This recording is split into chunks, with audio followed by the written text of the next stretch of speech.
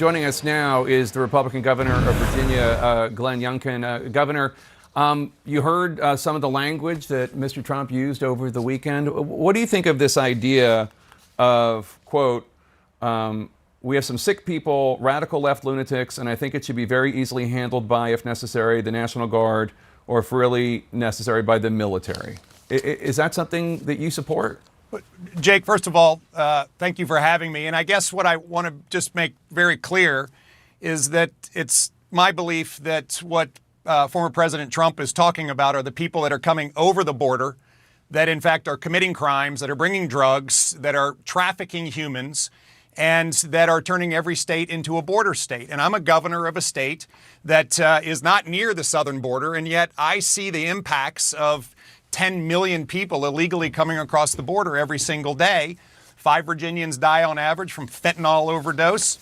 We have folks that have crashed, the illegal immigrants that have crashed the front gate at Quantico in a box truck, trying to gain access to Quantico. And we've had Virginians who have been subjected to sexual assaults by Venezuelan gang members. So to say that this isn't happening, Jake, is just not fair to Americans. And so it is happening.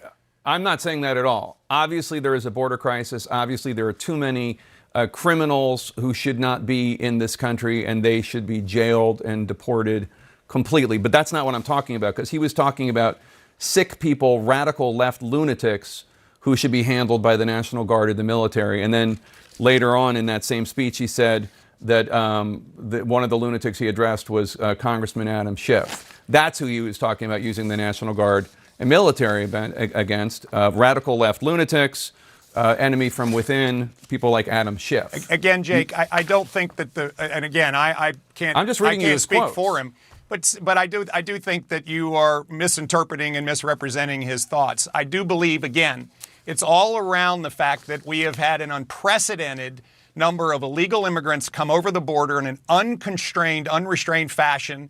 The Biden-Harris administration has allowed it to happen. It was their policies. They did not fix it. And as a result, we do see a substantial number of folks that are violent criminals, folks who have been identified as national security threats here. And in fact, just 2 weeks ago, we in fact had senior people from our national security apparatus say that there's 15,000 violent felons in the United States. They have no idea where they are. That is what I believe the president is referring to. I don't think that he's referring to elected people in America.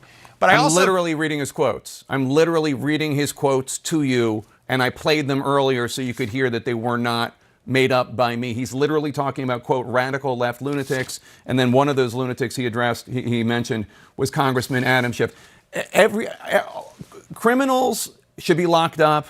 Migrants who are in this country illegally, who are violent, should be locked up and deported. I grant you all of that, and I am not denying that it's happening at all. But I'm talking about Donald Trump saying that he wants to use the National Guard and the military to go after the left. That's what he's saying. I don't believe that's what he's saying. But listen, you and I are going to argue about that. But I would suggest if you would also. I played the quote and I read it to you. If you would also balance you can wish that he weren't saying that, but that's what he's saying. Jake, all the time people are taking little snippets of content and turning it into a big narrative. I think exactly what he's concerned about, because I've heard him express it before, are the number of national security risks, violent criminals, and folks who are coming into this country where we don't know where they are, that are committing crimes and put people's safety at risk. And I do think that on the same balance, I think you should cover the fact that over the course of the last 3.5 years, there has been an unprecedented and unrestrained flow across our border, and it has put Americans' lives and so much of our livelihood at jeopardy. And I think that's a very important, clear reality that we have to face. You know, one of the things that's happened in Virginia is that on Friday, the Justice Department sued Virginia for simply doing a very basic constitutionally. Let me ask you about that. Constitutionally authorized step, which is to make sure that non-citizens aren't on our voter roll. Yeah, let me ask you about that, because I want to bring, because people might not be aware of it, so I want to give it. But before I do that, I just want to note, I was just reading you his quotes, and he was not talking about dangerous migrants in those quotes. Later, there were other quotes about those migrants, and he was saying that people shouldn't even, children shouldn't even be sending their kids to school with the kids of migrants. But you don't want to accept those quotes. Let's move on to this other thing, because this is important. The Justice Department is suing your state's election officials, alleging that you're violating federal law because you are purging voters that were flagged as potential non-citizens. Now, the issue is not the program, is my understanding. The issue is that the Commonwealth of Virginia was doing it within 90 days of an election. As you know, and I just want to bring the viewers up to speed here, that's the so-called quiet period before an election, 90 days where you're not supposed to be doing such purging. What is your response to this lawsuit? Yeah, so let me just begin with just correcting a few of the facts that you used to set this Okay. up. So first and foremost, this is a law that's been on our books since 2006. Yep. It was a law that was signed by then Democrat Governor Tim Kaine, and it requires our election process and governors to use DMV data when an individual self-identifies as a non-citizen and there is a match with that person on the voter rolls, to then notify that person that they have 14 days to affirm that they're a citizen or not, and if they're not, then they are removed.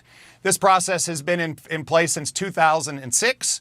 We've just had recent Democrat governors like Terry McAuliffe and Ralph Northam use this exact same process within the 90-day period because it is individualized. An individual starts the process by self-identifying as a non-citizen, and therefore, as governor, I have an obligation, no discretion, to then run the process to notify that person through our registrar that they have 14 days to clear it up. And if they don't clear it up, they're going to be removed from the voter rolls. The big question I have is, given the clarity of the constitutionality of what I just described, both at the federal level and the state level, and laws at the federal level and the state level that not only require me to do this, but are focused on the fact that these are individual steps that start with someone identifying as a non-citizen, why is it that anyone could argue that a process that removes non-citizens off of our voter rolls is anything else other than common sense and constitutional? And that's my frustration with this whole process, which is it started 25 days before a presidential election. They could have started it a long time ago. We would have sorted this out because I firmly believe they are wrong. But this seems far more political than otherwise, simply because of the fact this has been going on since 2006, according to law, and they chose 25 days before an election in Virginia in order to assert something which really is inconsistent with the process that we're doing. So obviously, what you're saying is completely correct. This was a Democratic governor, then Governor, now Senator Tim Kaine, who signed into law. And obviously, every state and Commonwealth has an interest in making sure that the only people who vote are American citizens who have the right to vote. I don't challenge any of that. I think what the Justice Department is saying is that this took place within 90 days. Now, you're suggesting that under Democratic governors, they've used it within the 90 days period as well. Let me ask you, how many people have been removed from voter rolls or rather notified by your administration? A little over 6,300 instances where someone walked into a DMV, identified as a non-citizen, and then were on the voter rolls. There was a match, and then they were notified that they have 14 days to either affirm they're a citizen or their name will be removed. And then on top of that, they receive a second notice saying that that's happened. And then finally in Virginia, because we have same-day registration and voting, if they still are a U.S. citizen, they can show up and register a day of voting. And so 6,300 people, 6,300 instances ended up with someone being notified this way. And I just firmly believe that the idea that non-citizens have to be kept on the voter roll, even when we know they're not there, is inconsistent with the Constitution, the state constitution, federal law, and state law. And this is not something that is new and different. It's been going on for a long time in the Commonwealth of Virginia. And as governor, I have to do it. So again, let me posit that no non-citizen should be voting, period. 6,300 is a lot. Yeah. And I guess the reason, so for people out there who don't understand, the reason why this quiet period was put into law under the federal law is because these purging programs, I'm not singling out Virginia's, but in general, purging programs are error-filled. And sometimes people who were not citizens, who have since gotten their citizenship, are mistakenly taken off the rolls. Sometimes it's just the same name. Sometimes the government just screws up. And so that's the reason for the 90-day period. Why not just honor that 90-day period? Well, let me just first begin. It's anything but a purging program. It begins with someone identifying themselves as a non-citizen. And I guess I would posit back to you, do you think that non-citizens, when they've self-identified as a non-citizen, should stay on the voter roll and therefore be in a position to potentially vote in a presidential election? I don't think any non-citizen should vote. How are they self-identifying? How does that happen? They actually tick a box that says, I am a non-citizen, or they do not answer the question that they are a citizen, and therefore they self-identify that they are not a citizen in the United States of America. And this is why this is so out of bounds in my mind from the Justice Department. They fully understand this. They understand the process starts with a person self-identifying as a non-citizen, and then there is a match with that person's name on the voter rolls, and they are given not just one, but up to 3 times in order to try to cure it.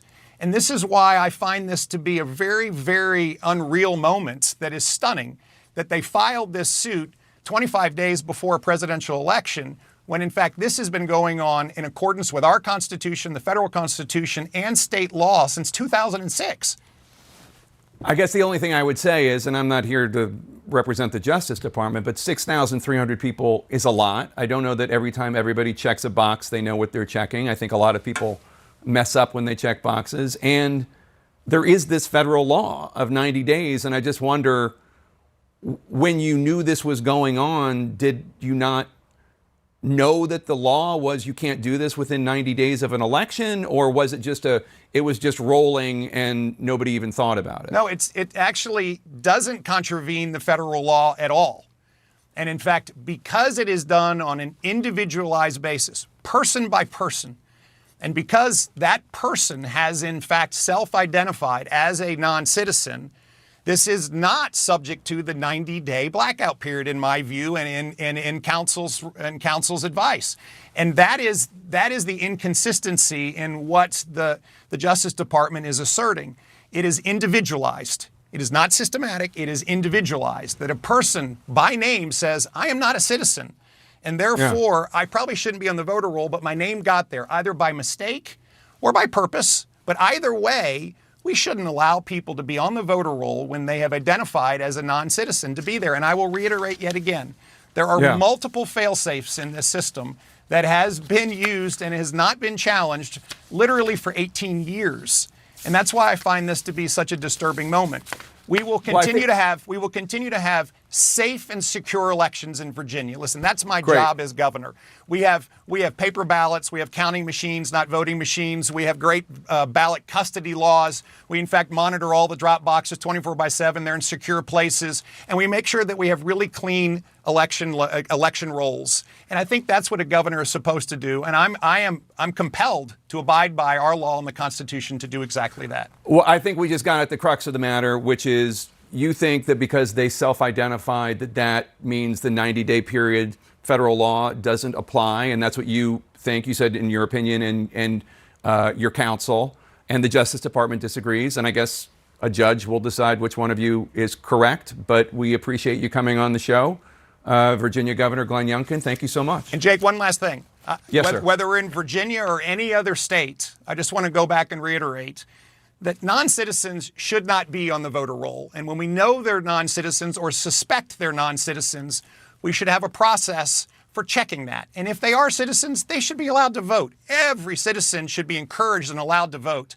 But we should not have a system that restricts a person-by-person process of reacting to a self-declared moment of being a non-citizen and not going through a process of potentially removing them from the voter roll if they can't affirm otherwise. This is common sense.